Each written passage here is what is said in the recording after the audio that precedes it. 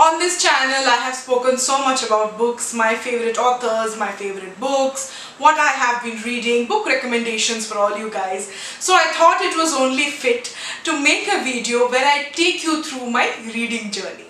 So in today's video, we will cover all the how, when, what, whys, and I'll also talk about how my reading has changed over the years and take you through all of my experiences. Please stick till the end of the video and don't forget to like and subscribe to my channel for more such fun videos. Let's start. So coming to the first question I think that everybody wants to know or ask is when I started reading. So I don't really remember any particular age from when I started reading. I know that I started reading from a very young age, maybe from when I was in 5th or 5th standard, something like that. So I must have been around 8-9 years old.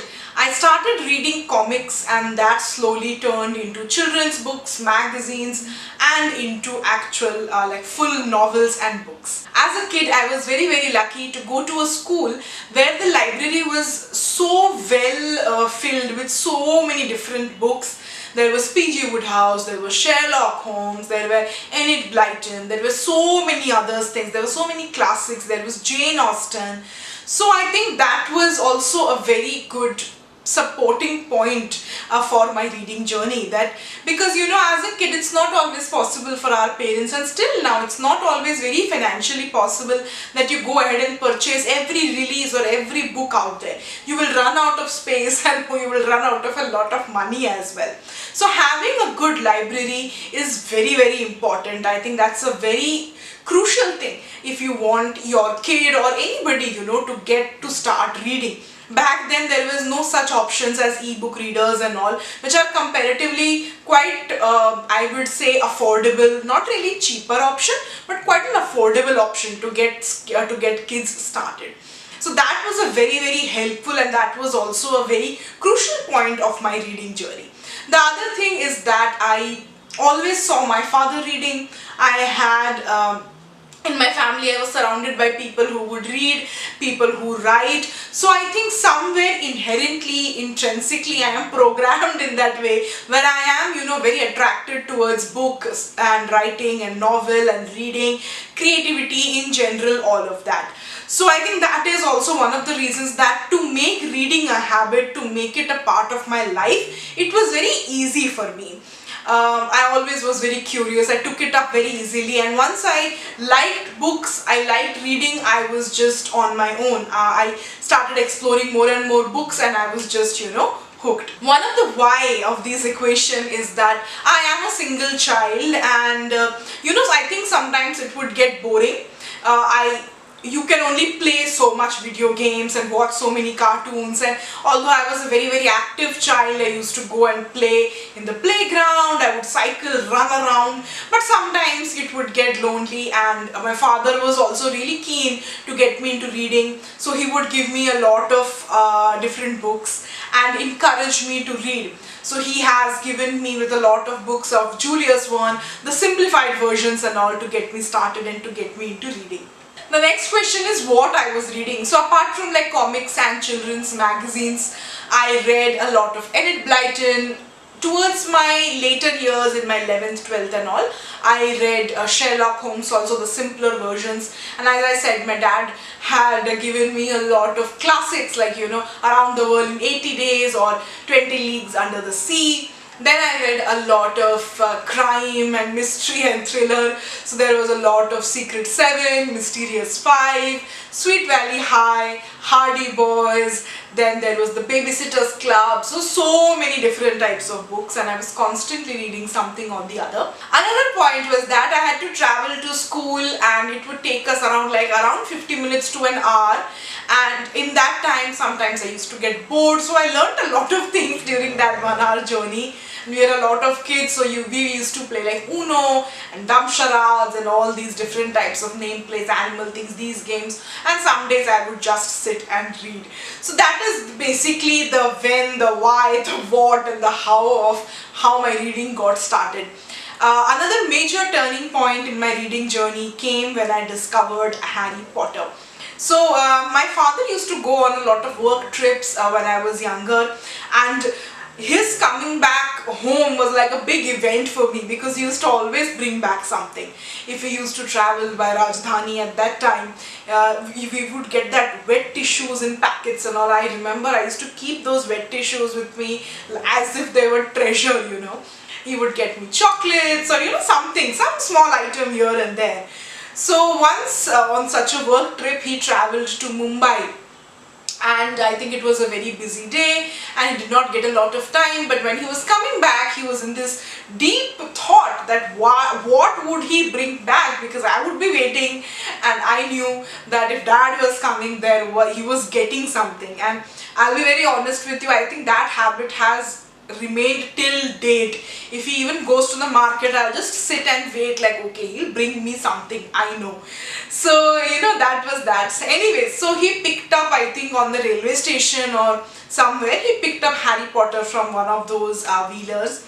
And that was a book, I think, which was really selling well, and the guy told him that, you know, kids are really loving it.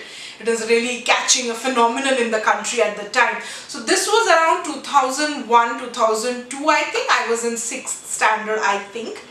And he got me the third part of the Harry Potter series, which is the Harry Potter and Prisoner of Azkaban. So he got me that book, and I remember for the longest time that book stayed, because when he got the book, I was like, what is this? I have not, what is Harry Potter? What is Azkaban? I don't understand. I will not be able to understand this book and all of that. And he tried to convince me so much that, you know, this book is really doing well and it's a series and so much, and I was like, I don't know. So I did not read it for the longest time, and I think it came, summer vacations or winter vacations or some holidays were there.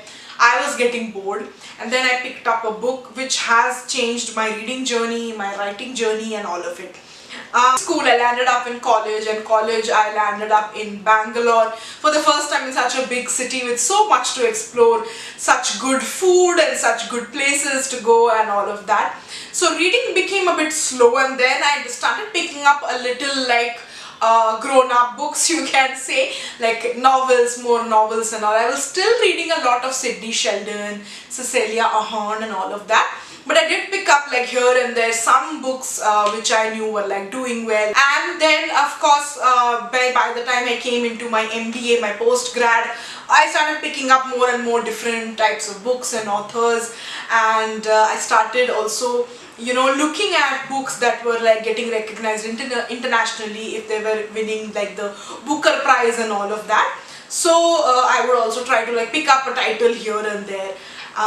So that is how it was in college. In my MBA days, one change came was that I usually am a very fiction book reader, that you guys already know, but I think in my MBA days a lot of non-fiction also entered my life, because I discovered that, oh, I really like to know about branding or marketing, and I started picking up books here and there. It was actually towards the end of my MBA that I met my husband, and that I got to know him, and one of the things that we share in common is books.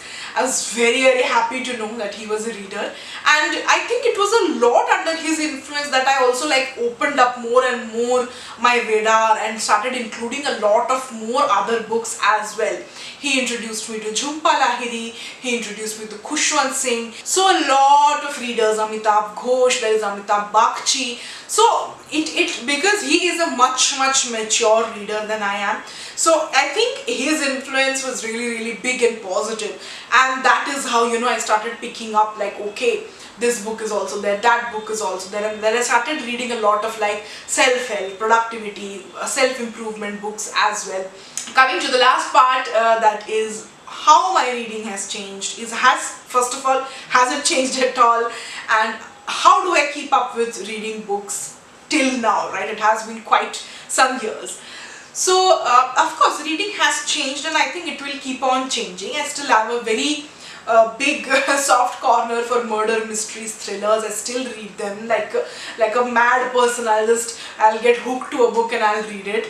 But now it's very conscious also that, okay, let me try this author, let me try this book, people are saying so many good things about it, let me pick it up and read it. I'm not really afraid or really scared to try a non-fiction. I used to previously think, oh, I'll get bored out of my mind, but then I have realized a very crucial thing, that so when you are reading a non-fiction book, you don't read like 20-30 pages at once, or like 20 chapters at once, like which you can do with a fiction book. I feel with a non-fiction book, depending upon, of course, what's the topic, how complex it is, give some time for the topic, for the things to get absorbed in you, make notes if you want to, read a few lines, let it sit, let it marinate. And the biggest thing is that when you are starting the book, understand like what you want to get out of it, what you want to learn. Is there something that you are trying to improve? So what is it about? I think once you have that idea,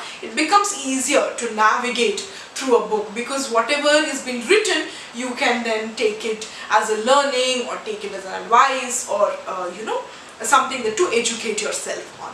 Of course, if it's like something like an autobiography or something like that, then of course you can read like many pages. But in general, if it's like a non-fiction of the category of like a business book, or if it is something like a self-help or own improvement book, then these things I think will tend to apply.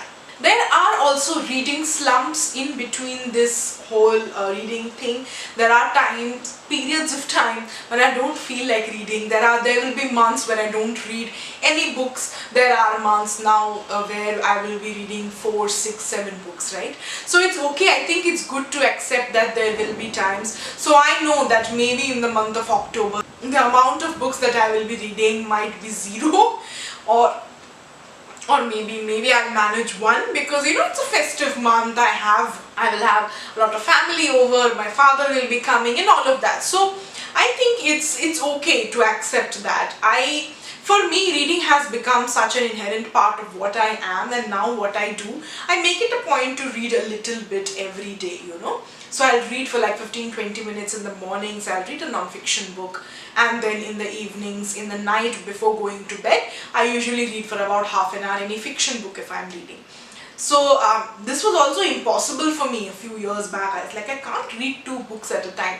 But now I feel that okay, if the books are like very different from each other and all of that, then I can. And as I said, if I'm reading a non-fiction, which is like a business book or a brand or a marketing book, then I'll take it really very slow. Depending upon the chapter length, can be just 1 chapter also, right?